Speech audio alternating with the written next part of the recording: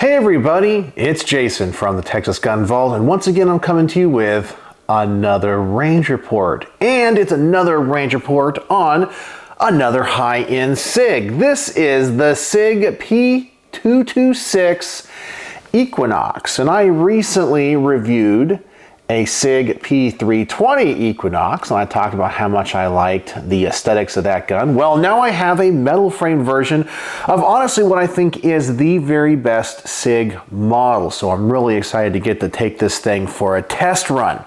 But before I do that and tell you about the things I like and don't like, as always, I want to thank the people that make these videos possible. First and foremost is the owner of this awesome pistol, and he's the same person who owns the Sig P320 Equinox, and that is my good friend Ken. He's a local subscriber and fan, so Ken, thank you so much. I want to thank my Patreons as always, because through their monthly donations and support, they help keep the lights on around here. As I always say, I'm a YouTube bad boy. And apparently my stuff isn't always monetizable, so they really help making that up so I can continue bringing this content to you. And as always, I want to thank my primary sponsor for all of these range reports, who provides all of the ammunition, my good friend Mark from Brownworks.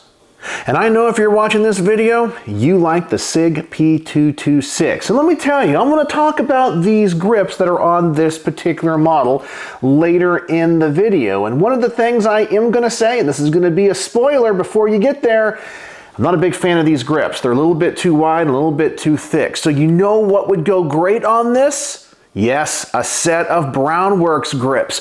Brownworks is a company that makes high-end, custom, one-of-a-kind grips for your fine firearms. Mark over there is an artist. He's a craftsman. He makes a wide variety of grips for a wide variety of firearms out of a wide variety of exotic woods and materials. He can put on things like custom logos and engravings. I know that I'm rolling in some pictures here of his best work, and some of the stuff I have no idea how in the world he even makes it. He knows what he's doing, and as I said, he can do stuff that nobody else can do. If you're just looking for run-of-the-mill grips, Brownworks is not the place for you. But if you want something that is customized specifically for you, your firearm, and something really special, Mark is the guy to contact. And not only does he do grips, he does laser engraving of magazines like PMags for AR-15s and AK-47s, as well as wood panel grips for guns like AR-15s. Yes, you can have something that nobody else has. So I'm asking you, if you are interested in any of these things and want to help support me here at the Texas Gun Vault, please go over and check out his website. I have a link in the description and as a pinned comment, as well as a coupon code for 10% off your first order. Go over there, check out and see what he has, and I guarantee you, if you don't find what you're looking for, contact him. He has some of the best customer service out there. He will definitely hook you up, and when you do, tell him the Texas Gun Vault sent you. All right, so let's talk about this awesome firearm. Yeah, the Sig P226 Equinox. Yeah, it has that Equinox aesthetics with that polished kind of stainless look on the high points of the slide, the nitride look elsewhere. It looks absolutely fantastic, and this is one of the premier or higher end versions of the 226, so you're kind of expecting this to be a really nice gun, because SIG really does try to take their time on their higher end models to really put in nice triggers and give you a lot of amenities that many modern gun owners are looking for. So let's begin with the things about this gun I love. And the first thing is going to be, it's a 226. I already told you, the 226 is possibly my favorite and what I think is the best model that SIG makes, hands down. The double stacked 9mm full-size version of the P series pistol. Variants of this are used around the world with police and militaries. In fact, the military even almost adopted this. Instead, they opted for the Beretta 92, which became the M9, because it was a little bit cheaper. But the US Navy SEALs adopted the Mark 25 version of the 226. It has a lot of heritage. It is used by militaries. It is just a well-built, robust platform. And this particular one is chambered in 40. Now, I am usually not a 40 Smith & Wesson fan. In many guns, I find it to be too snappy, because in most firearms, it's a 9mm that's kind of chambered up for 40. Now, granted, this gun was originally designed for 9mm. However, it is so robust that when you chamber it for 40, it really can handle that round so much better than so many other pistols. So I'm not really expecting this gun to kick too much. And 40 is not that bad. Just when you shoot a lot of 9 and then move to 40, even though you get a little bit better ballistics out of 40, I kind of feel like that snappiness can deter new shooters and novice shooters or people just trying to try out different calibers. So it can kind of scare them away and they're going to go back to 9mm. But as I said, 40 is a very, very capable round, and I love shooting it out of guns that were designed to chamber it. And so another thing I absolutely love about the higher end SIGs is the SIG SRT trigger, or the short reset trigger. I honestly think they need to include this on every SIG pistol that they make. It is fantastic and a huge upgrade over the base model. So let me go ahead and show you what this looks like on camera here. So I'll go ahead and visually inspect that chamber, make sure there's nothing in there. We are good to go. So let me bring this over here to the camera and I'll show you this pull. So we have just a little bit of a take up, a nice firm wall. It's a really light pull. Let's reset it and you'll see how short this reset is. That's it, and you are right back at that wall. That is absolutely fantastic. I love that.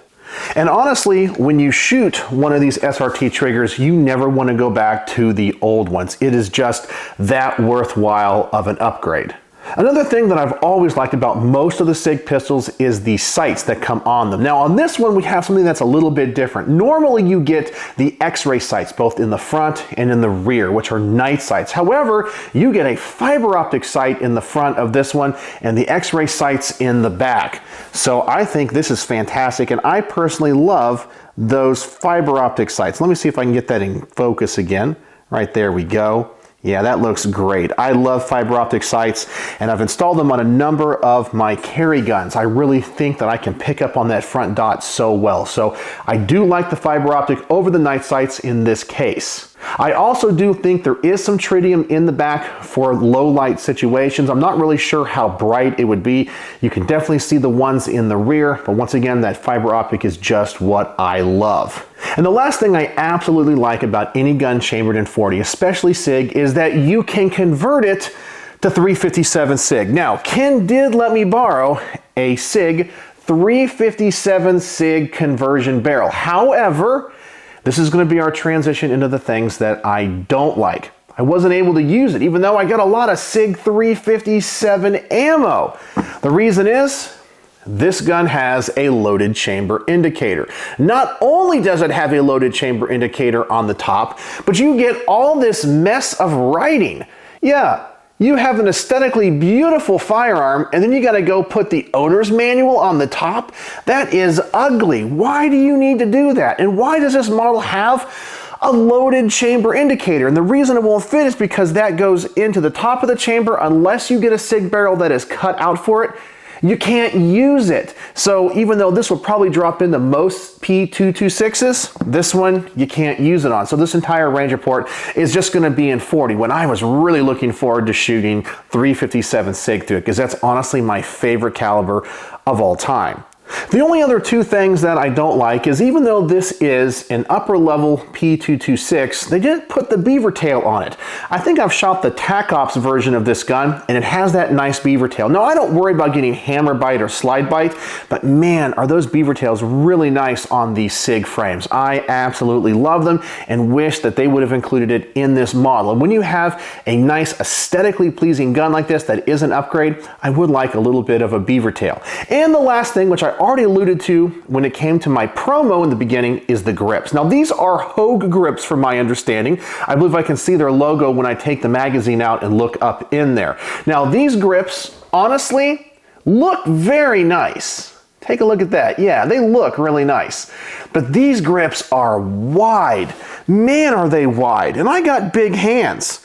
And that grip is just really wide for me, and also you don't have a lot of checkering or stippling. It's a very smooth grip. So when you're shooting 40, I kind of want a little bit of texture on there. I don't like it too aggressive, but this is just like holding some type of really oily surface on these grips. I don't like it at all. It's just too wide and too much smooth surface. So as I said, you know what would go good on these? Yeah, a nice set of Brownworks grips. And I'm not just saying that because he's he's a sponsor. I'm honestly saying that because I don't like these grips. They don't feel good to me. And I know in today's world, we like more tactile options with our grips. And if you like stippling, you're not gonna like this because they don't have any at all. There's no checkering at all. So that's the things that I like and don't like about this particular gun. So let's get it to the range. I've rambled enough. So I'm gonna load up the higher capacity, and put that in air quotes because it's all standard capacity around here, of this magazine here that holds 15 rounds. Yeah, it has a little bit of that elephant's foot at the bottom, so it's an extended capacity magazine. I'm gonna go to the range, put my first shots through this at 7 yards. I'm just anxious to see how this thing shoots, how it handles the .40 caliber, and how accurate it is for me. So let's get it to the range and let's see my initial thoughts.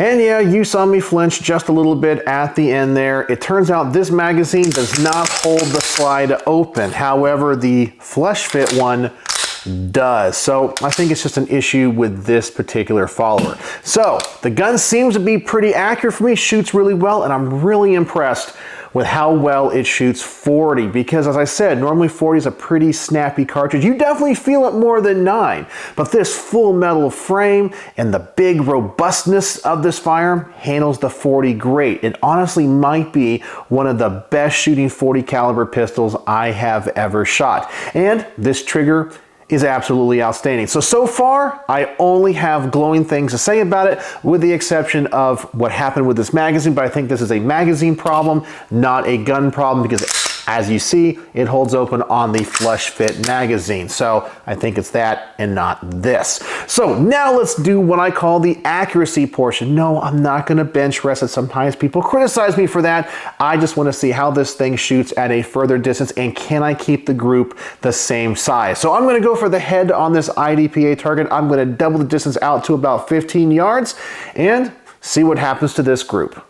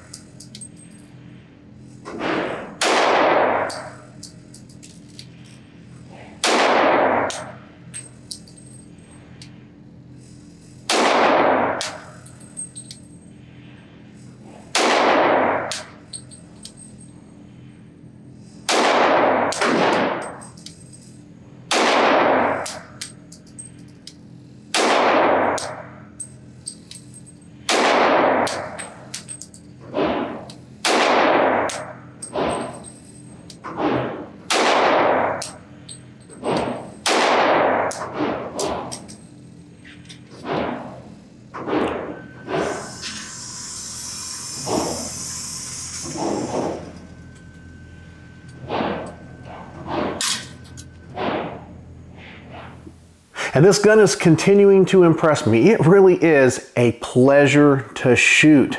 I don't really shoot .40 all that often because of its snappiness, and this gun handles it great. And here at the longer distance, these sights are great. I've already told you I like the fiber optic front sights, and these are working fantastic. And once again, the trigger is also great for a little bit more precision work with that SRT trigger. So absolutely love that. But now talking about the trigger, the next test I like to do on all of these SIGs, because they are double action, single action, and you do have that decocker, I'm going to decock between each shot and just see how this double action pull is. For a lot of people that don't shoot double action, single action pistols a lot, that first pull can be really heavy and a little bit disconcerting, especially if you're used to shooting things like Glock, striker fired pistols where every pull of the trigger is the same. So I'm just curious if I can still be accurate with that really heavy double action pull each time, see what happens to the group, and how it compares to the single action.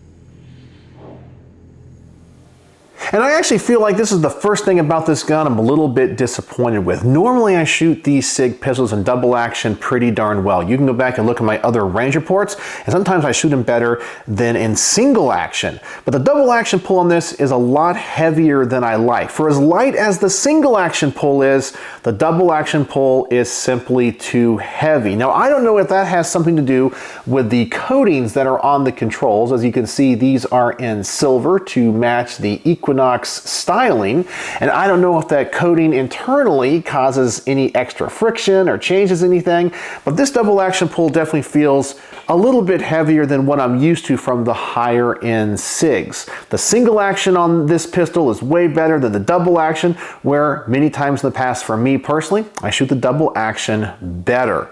So I know that double action pull can be a little bit disconcerting for some people, especially if you're not used to shooting double action, single action, and it's okay, it's definitely manageable, something that you would have to train for, but for me, it was a little bit of a surprise because it's too heavy.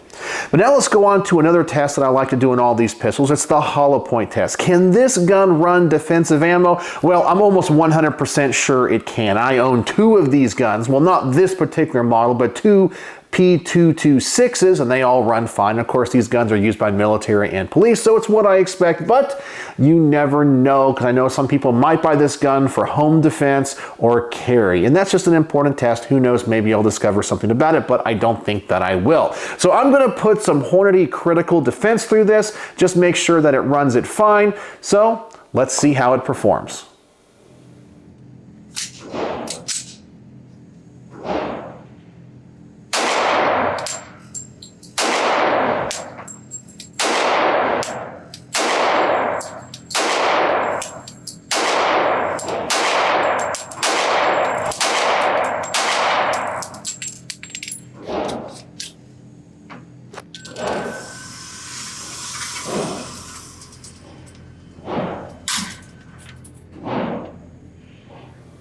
And as expected, no issues. The gun's still accurate. It runs perfectly fine. So that just meets my expectations. I knew it was gonna run like a top.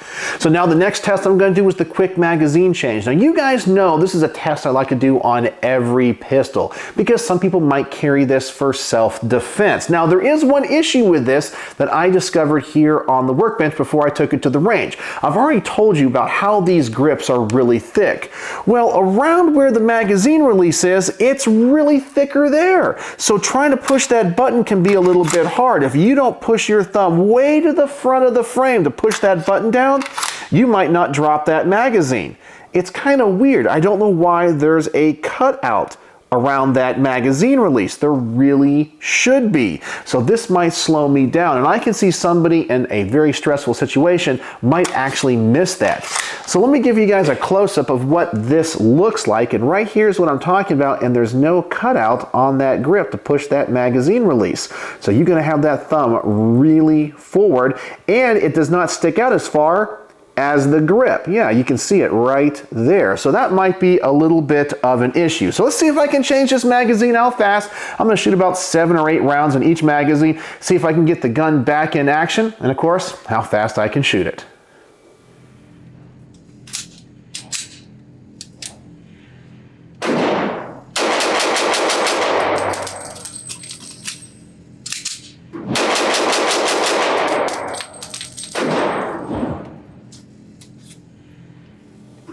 So I didn't seem to have any issues getting the magazine out and back in, but I can tell you this gun does flip a little bit more when you're shooting it fast, so my grouping wasn't as good, and my first pull was a little bit slow because that trigger is just a little bit too heavy. I just, once again, was not expecting that, but it performed admirably. I feel it's great, and once again, handles the .40 caliber really well. So the next thing I want to do is give my wife, Becky, a chance. She's actually not very excited about shooting this because she shot other .40 calibers in the past and knows how snappy they are. It's just not her favorite caliber. But I told her this one feels pretty darn good. So I'm excited to see if maybe this will change her mind on the caliber. So let me load up another magazine, give her a chance to shoot it, and see what she thinks.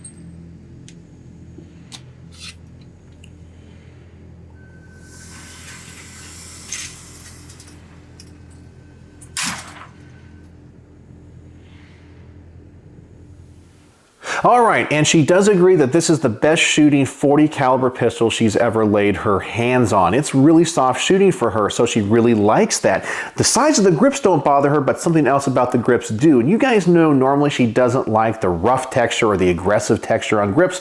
This one has the exact opposite problem, and I was telling you about it, it's just too smooth. Now this gun is going to flip a little bit more than your standard 9, so you want something a little bit more aggressive, something that you can get a little bit more purchase on. However, this one slipped in her hands just a little bit, and you saw it with her left hand. She had to readjust a number of times because of it. But that was her only complaint. And I can tell you personally, this gun is really changing my mind on the .40 Smith & Wesson. This in the HK USP.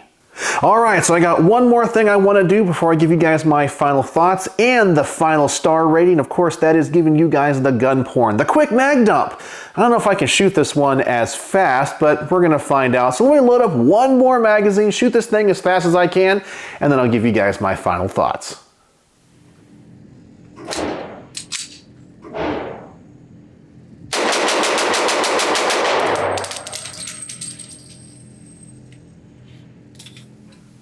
Alright, so that wasn't the fastest I've ever shot a pistol, but it was still pretty respectable considering that it is in .40, has a little bit more muzzle rise, and the trigger is not perfect for me. But I gotta say, I've been really impressed with this gun. So what are my final thoughts on the Sig P226 Equinox?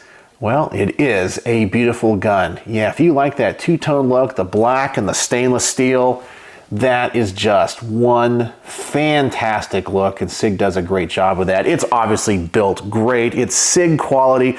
I love this. Once again, I think the 226 is the best pistol that Sig makes, hands down.